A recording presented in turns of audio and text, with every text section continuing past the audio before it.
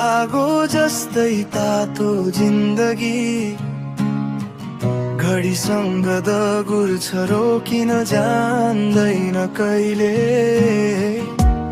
अरूको थाल सजाएर मुस्कान दिन्छु, तर आफ्नै पेट आफ्नै मन सधैँ बोकेर। बिहान उज्यालो नदेख्दै सुरु हुन्छ सङ्घर्ष, रात गहिरिँदा मात्र पाउँछु थोरै विश्राम। कसैले स्वादको तारिफ गर्छ, तर पसिनाको मूल्य सोध्दैन कोही। नुन तेलको बीचमा लुक्छ सपना, छुरीले काटिन्छ केवल तरकारी होइन भावना पनि।